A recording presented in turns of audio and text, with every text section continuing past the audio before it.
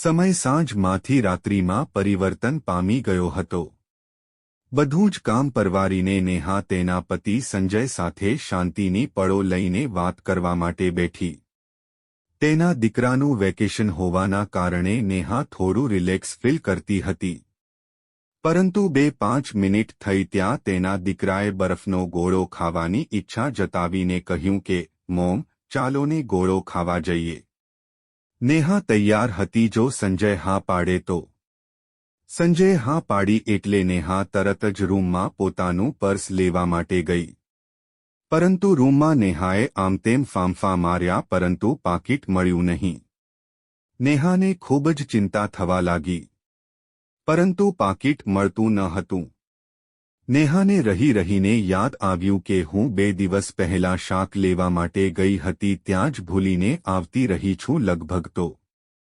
સંજય ખૂબ જ સમજદાર વ્યક્તિ હતો. તેને નેહાને સમજાવતા કહ્યું, પાકીટ ક્યાંક તારાથી મુકાઈ ગયું હશે. તું આમ ચિંતા ન કર અને ચાલ આપણે અત્યારે ગોળો ખાવા માટે જઈએ.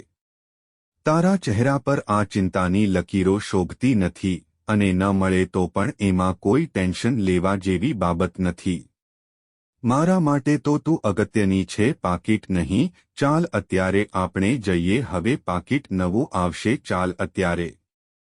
ત્યારે સંજય સામે નેહા મીઠી દલીલ કરતા કહે છે કે અરે સંજય, તેમાં પૈસા હતા ઘણા બધા. પાકીટ ભલે નવું આવે પણ તેમાં પૈસા હતા, એ નહીં આવે ને પાછા. ફરી સંજયે વાત કાપતા કહ્યું, અરે રૂપિયા હું થોડા વધારે કમાઈ લઈશ, તું ચિંતા ન કર. નેહા પોતાની ભૂલ બદલ ખૂબ જ પછતાવો કરી રહી હતી પરંતુ તેણે સમયમાં સંજયના પ્રેમને જોઈ ખૂબ જ ગર્વ થયો અને આવો પ્રેમ જોઈને તે ગદગદ થઈ ગઈ.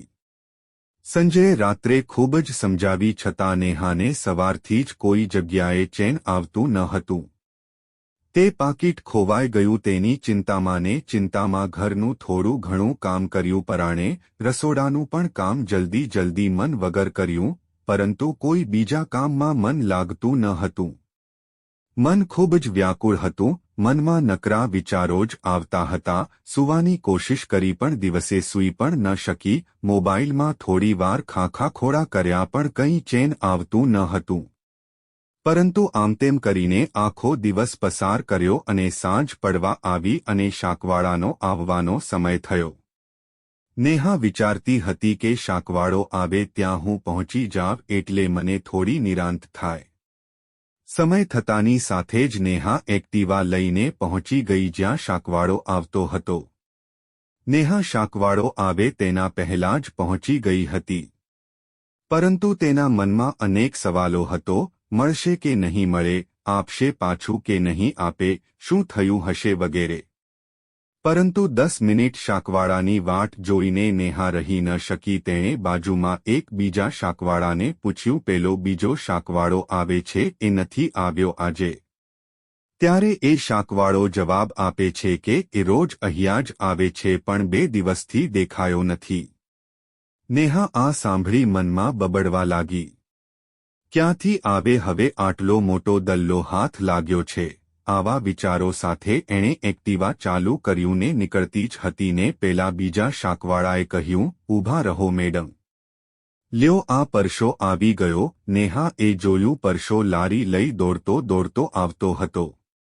આવતા વેંત એણે એના ગલ્લામાંથી પાકીટ કાઢીને સીધું જ નેહાના હાથમાં આપી દીધું અને કહ્યું, મેડમ, તમે 2 દિવસ પહેલા મારી લારી પર જ તમે પાકીટ ભૂલી ગયા હતા, પરંતુ તમે ઉતાવળમાં હતા અને નીકળી ગયા અને પાકીટ અહીં જ લારી પર પડ્યું રહ્યું, પરંતુ મેં તે પાકીટ તરત જ મારા ગલ્લામાં મૂકી દીધું હતું.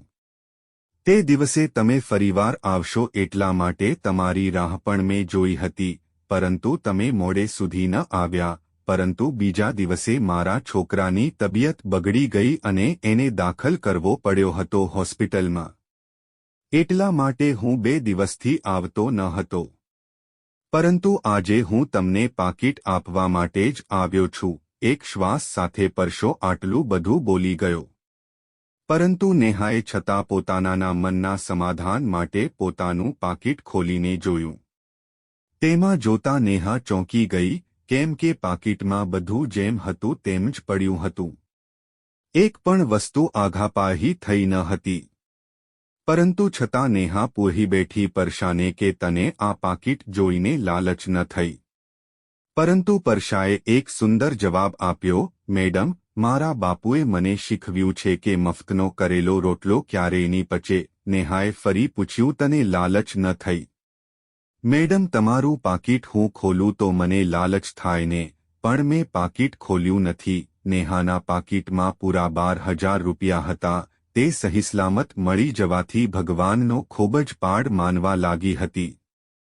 તેને સમજાયું ગયું કે ખરેખર આ દુનિયામાં સારા માણસો પણ છે. નેહાને તેના પતિના પ્રેમ પર પણ ખૂબ જ ગર્વ થયો.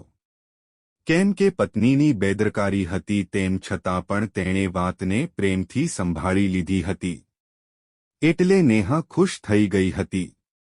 નેહાએ પરશાને તેની ઈમાનદારી માટે 1,000 રૂપિયા આપ્યા. પરશાએ પહેલા તો લેવાની ના જ કહી દીધી. પરંતુ નેહાએ આગ્રહ કર્યો અને કહ્યું કે હું તમે દિલથી ખુશ થઈને આપું છું, લઈ લે. તારો દીકરો બીમાર છે, તેમાં ક્યાંક કામ આવશે.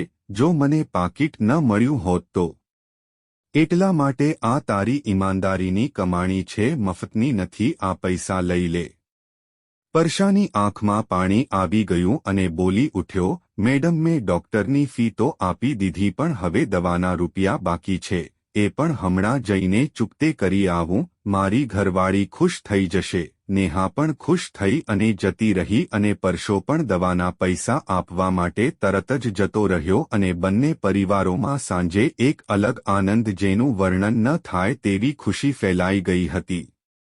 તો મિત્રો, આજે પણ સમાજના નાના હોદ્દાવાળા લોકો પણ ખૂબ જ મોટા કામ કરી જતા હોય છે, જે આજે આ લેખમાં આપણને પરશામાં દેખાય છે. તો મિત્રો, તમારું શું કહેવું છે? કોમેન્ટ કરીને ખાસ જણાવો. હજુ માણસાઈ જીવે છે કે નહીં?